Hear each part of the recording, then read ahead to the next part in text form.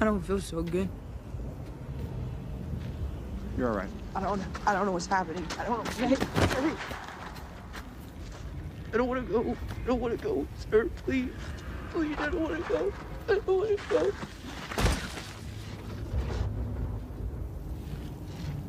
Sorry.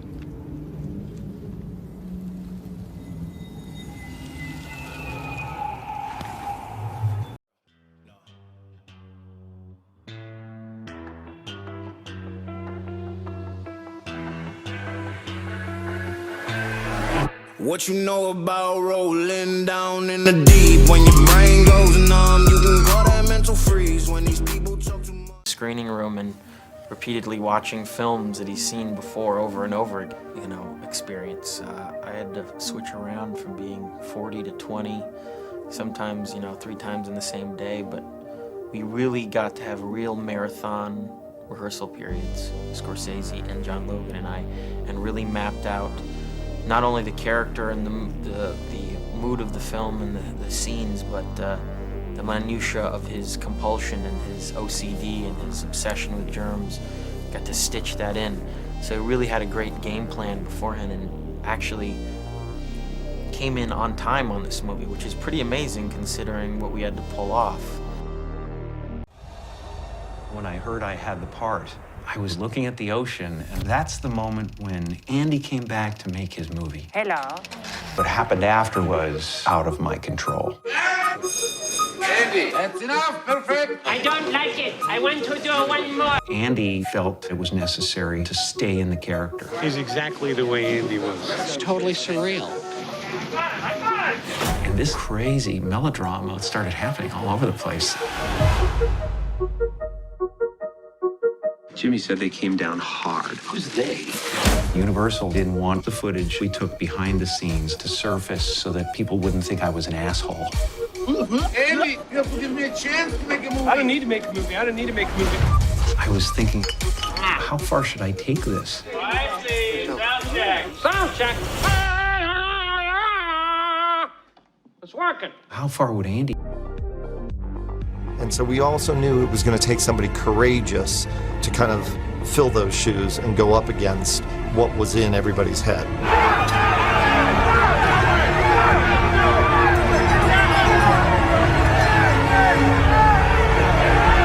He's talked about all kinds of different philosophical ideas behind the Joker and anarchy and chaos and what he would represent. And Heath was just ready to do it. He was ready to do something that big. Once he jumps into the school bus, there's an angle that we actually didn't use in the final cut. We mounted a camera in close-up on him in the school bus once he's in and sat down, and you see him never look back, never look at the building that's collapsing, immediately to his left. It was a pretty marvelous angle, but it didn't quite work for what we needed from the sequence. We wanted to keep the sequence very simple in the edit to really show the fact that we'd done it for real and that Heath had done it for real.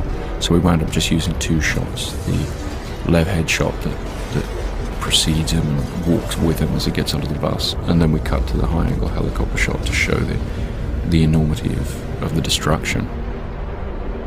We had a lot of other great angles on the scene, but it's one of these things where less was more, and if we'd used all the different angles, I think it would have started to feel a little faked up. You'd start to feel the double cuts and so forth. Because what worked for me about what Heath had done was the simplicity of it, the simplicity of the shot, just walking out with him and seeing a building truly just collapse behind him.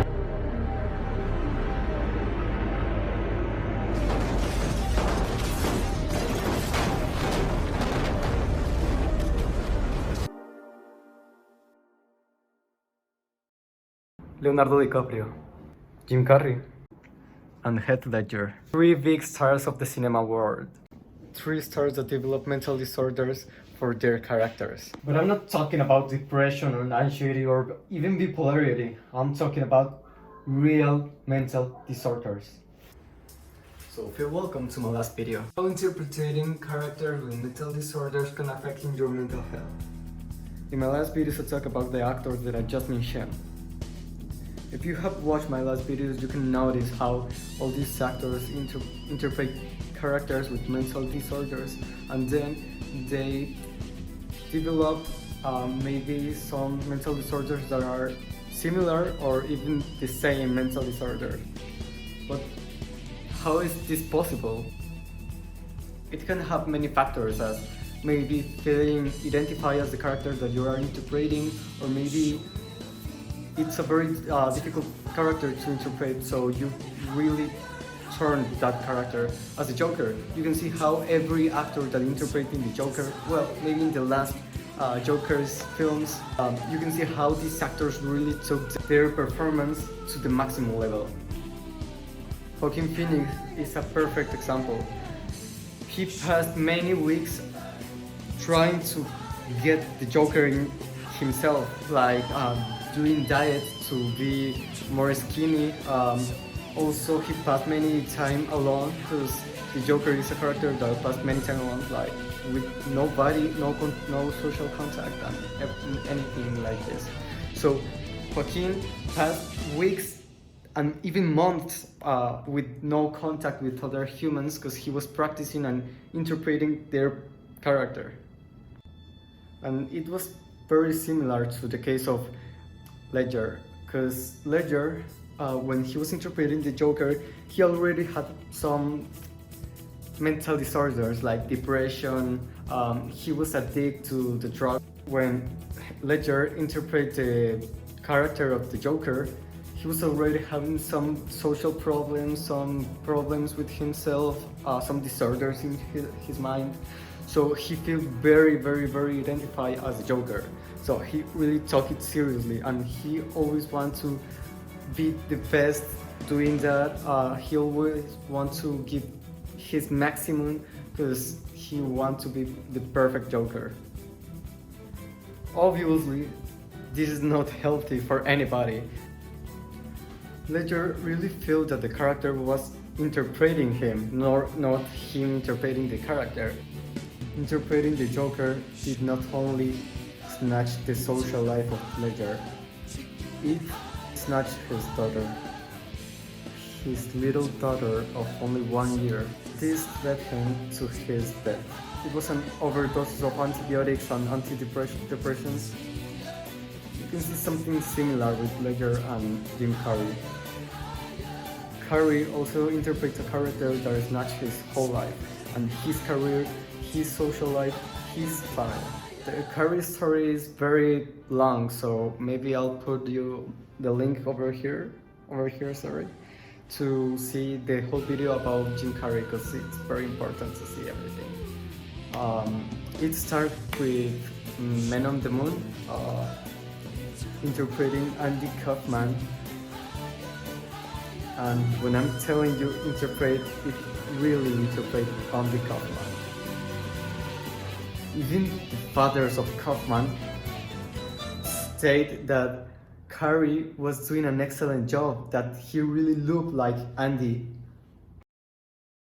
He said that it was a mystical thing that happened when he was looking at the ocean. He was trying to revive all the moments that Andy Kaufman passed through his years of career, even fighting with a professional fighter. And the DiCaprio case is kind of different, because it wasn't that he was feeling maybe identified as a character, he was really feeling identified as the mental disorder. All this because Leonardo had OCD in his childhood, so repeating all these OCD moments and stuff, it was kind of hard for him.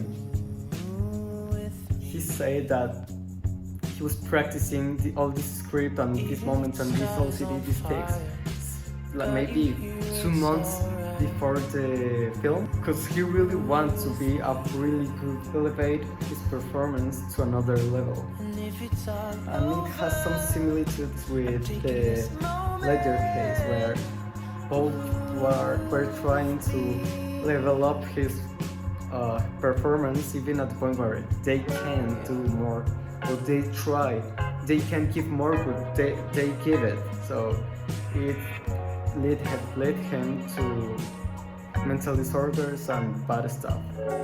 Maybe Leonardo's case isn't that tough as the Ledger case, because Ledger really ended really bad, but Leonardo could continue with his life and his career because he knew how to control it. Here is the difference with Leonardo DiCaprio.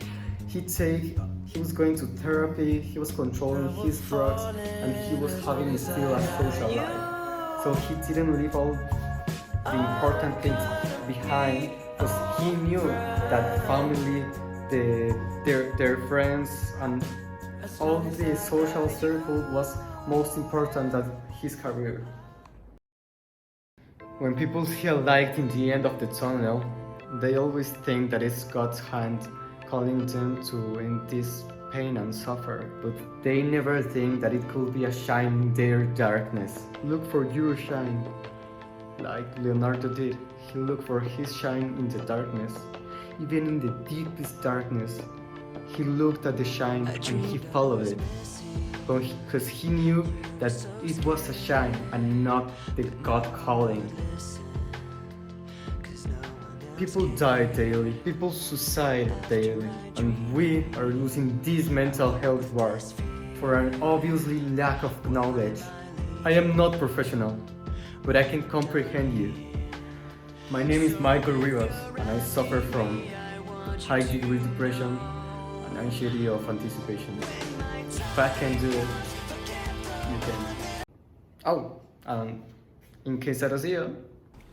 Good afternoon, good evening, and good night.